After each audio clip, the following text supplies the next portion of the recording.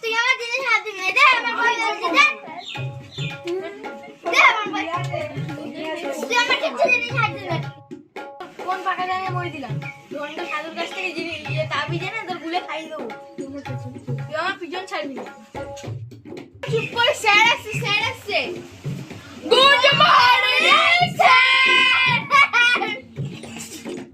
তো বলেছি না এইভাবে চিৎকার করবি না। আমাকে রোজ ওঝা বাড়ি যেতে হয় ঝাড়াতে, রোজ 101 টাকা খরচ হয়। ঠিক আছে স্যার, আর করবে না। আমরা পড়বো না। এ ফেলু কিছু একটা আইডিয়া বের কর। এই আমি বলবো ভূমিকম্প হচ্ছে, তোরাও সঙ্গে বলবি ভূমিকম্প হচ্ছে, ভূমিকম্প হচ্ছে। স্যার ভূমিকম্প হচ্ছে, ভূমিকম্প হচ্ছে, ভূমিকম্প হচ্ছে, ভূমিকম্প হচ্ছে। এই পড়া কথা বলেছি, সেই ভূমিকম্প হচ্ছে তাই না? আচ্ছা ভূমিকম্প হচ্ছে, তাহলে আজকে তোদের ভূমিকম্প নিয়ে প্রশ্ন ধরবো। স্যার আমাদের চালাকিটা ধরে ফেলেছি। হ্যাঁ হ্যাঁ ঠিক বলেছিস। হ্যালো তুই বল, ভূমিকম্পের সময় আমাদের কি করণীয়? স্যার ভূমিকম্প, হ্যাঁ বলছি, ভূমিকম্প হলে আমি বাড়ির উঠোনে শুয়ে পড়বো। আর তুই যদি ঘরের ভেতরে থাকিস তাহলে? তখন স্যার আমি বাইরে উঠোনে এসে শুয়ে পড়বো। আচ্ছা তুই যদি তাহলে 5 তলা বিল্ডিং এ থাকিস তাহলে স্যার দৌড়ে ব্যালকনিতে গিয়ে শুয়ে পড়বো। ব্যালকনি যদি না থাকে তাহলে? স্যার হচ্ছে খাট টেবিল চেয়ারের নিচে ঢুকে পড়বো। আর যদি ঘরে খাট টেবিল চেয়ার কিছুই না থাকে তাহলে?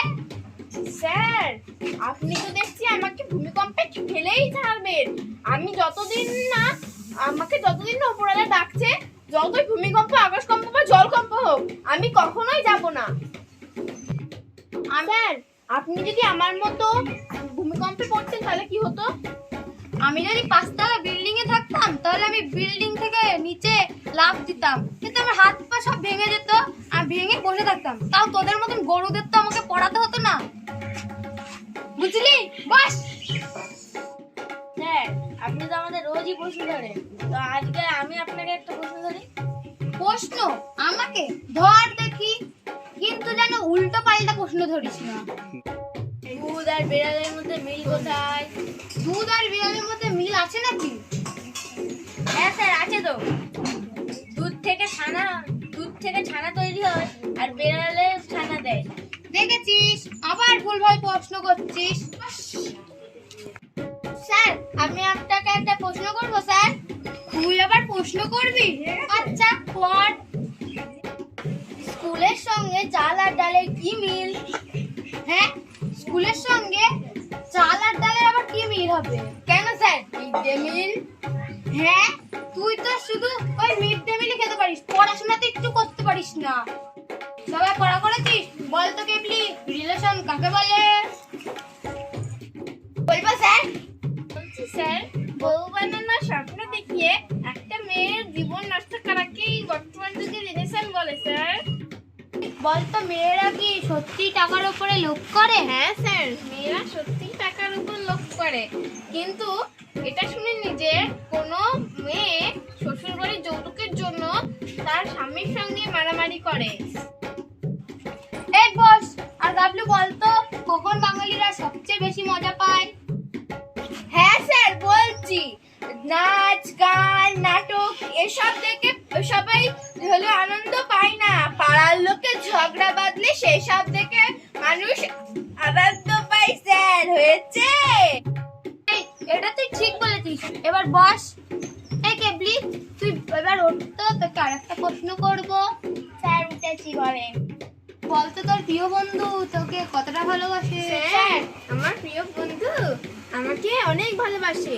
একদিন আমার প্রিয় বন্ধু আমাকে একটা চড় মেরে বলল, ছেলেরা যাকেই হাত তোলে তাকেই বেশি ভালোবাসে।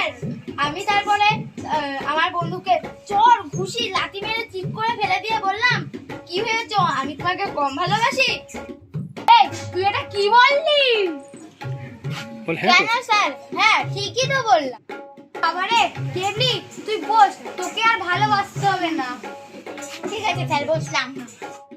করি রে ভালোবাসা মানে চোর ঘুষি লাতি এর জন্যও শুনিনি রে। এই কেলটু, তোকে কালকে ডাক্তারখানায় দেখেছিলাম, কি হয়েছিল রে তোর? স্যার, আমি কালকে ডাক্তারের কাছে গিয়েছিলাম। ডাক্তার আমাকে বললো তোমার দাঁত ভাঙলো কি করে। আমি ডাক্তারকে বললাম যে আমার দিদি একটা শক্ত রুটি বানিয়েছিল। ডাক্তার বলেছে শক্ত রুটি না খেলেই পারতেন। আর ওই কথা বলাতেই দিদি আমার মেরে দাঁত মুখ ভেঙে দিয়েছিল স্যার। তুই বস। আচ্ছা গাবলু, তুই বল তোর বংশ পরিচয় কি? স্যার, আমার পশুর বংশ। পশুর বংশ? এটা আবার কি বংশ? স্যার, তো বাবার জন্মেও এটা শুনিনি। বাবা বলে গাধা, মা বলে ছাগল, দাদু বলে বাঘের বাচ্চা, আর দিদা বলে বাদর, আর দিদি বলে সিংহ, আর মামা বলে শালা পাঁঠার বাচ্চা, আর বন্ধুরা তো বলে শিয়াল পণ্ডিত। হলো না স্যার পশুর বংশ? গাবলু, আমার মনে হচ্ছে তুই আর মানুষ হতে পারবি না, পশুই থেকে যাবি। এবার কেলটু বলতো, বাজারের কোন জিনিসটার দাম এখনো বাড়েনি? স্যার, আজ পর্যন্ত ঘোড়ার ডিমের দাম 1 পয়সাও বাড়েনি। তো তোর কোনো বান্ধবী আছে? আছে তো স্যার।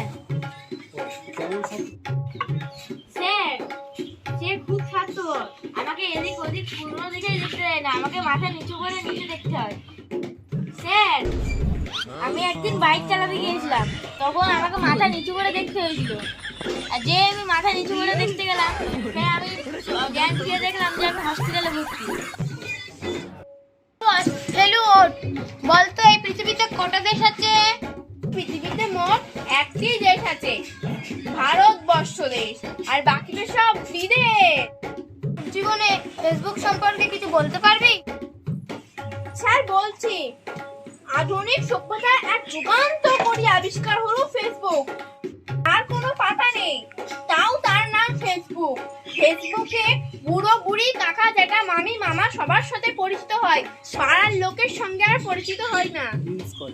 রিলস করে, ধীরে ধীরে মেয়েরা নাচ করে, সবাই কমেন্ট করে, কেউ আবার শেয়ার করে, আবার কেউ আবার ময়দা মাখে মুখে, আবার কেউ আবার বলে ময়দার ভাগটা বেশি হয়ে গেছে, ময়দার ভাগটা কম, আর হচ্ছে আটার ভাগটা কম হয়ে গেছে। আবার কেউ বা বলে হচ্ছে আর একটু মাখলে ভালো হতো। কেউ আবার চোখে লিলি লিপস্টিক পরে, আবার কেউ আবার কারো আবার কমেন্টের জন্য তাড়াহুড়ো লেগে যায়। আবার কেউ বা মানে বন্ধু বান্ধবের কাছে মনের কথা প্রকাশ করতে আগে হচ্ছে স্কুলে, এখন আবার ফেসবুকে। হ্যাঁ স্যার, ফেসবুক থেকে অনেক কিছু জানা যায়। ফেসবুকে কে মরলো, কে বাঁচলো, কে হাঁকলো, কে পাঁচলো, কে ছুটু ফেললো, কে বোম